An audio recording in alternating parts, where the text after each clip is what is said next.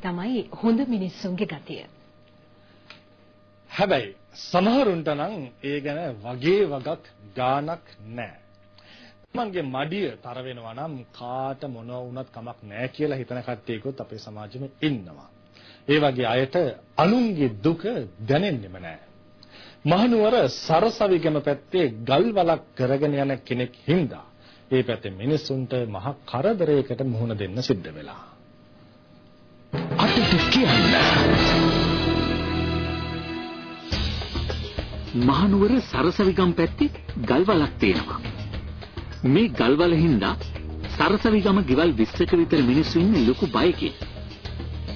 එයාලා කියන්නේ බෝර දාලා ගල පුපුරවද්දි විසිරෙන ගල් කැලි ගෙවල් වලට වැටෙනවා කියලා.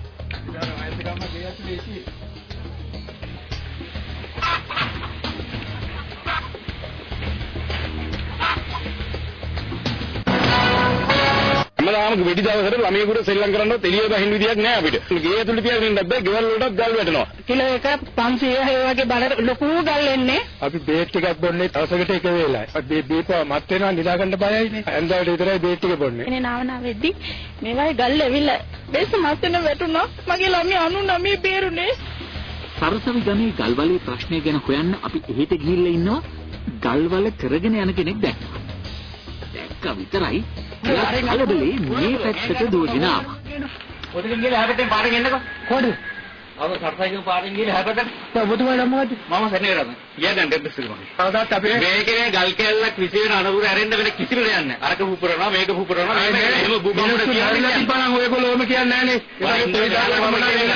ඒක මේ කොච්චර ගල් ඇවිල්ලා තියෙනවද ඒක කියනවද නෑනේ ඔයගොල්ලෝගේ පැත්තේ විතරයි කතා කරන්නේ.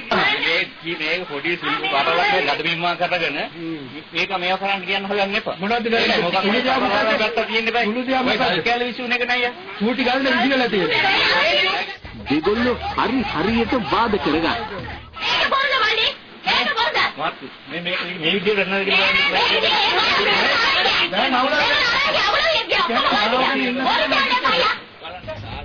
අන්තිමේදී අතින් පයින්ුත් කතා කෙරුවා.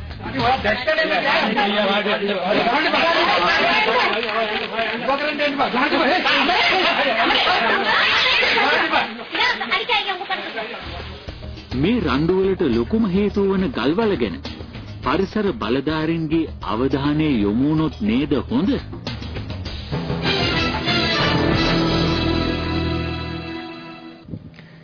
සිංහල චිත්‍රපටි බලනකොට ගරු රංගපෑම කියලා දානවා. මේ ගරු රංගපෑම කියන්නේ මොකද්ද?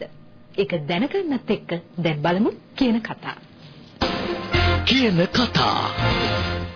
පක්ෂයක් හැටියට අද අපි 60 වසරක් නිම කළා 61 වෙනි වසරට පාත් ලැබුවා. දැන් මේ 60 සම්පූර්ණ කරනකොට ශ්‍රී ලංකා පක්ෂයක් නෑ. මට මතක නෑ 70 මොකක්ද උනේ 77 මොකක්ද උනේ කියලා. හැබැයි ඊට පස්සේ ශ්‍රී ලංකා දාස් පක්ෂය අත ලකුණ නෑ. තිස්සට මතක් කරනවා අර ගැමුණු කුමාරයා හොයාගෙන යනකොට දෙමටමල් විහාරයේ තිස්ස ඇඳ යට නෑ කියලා.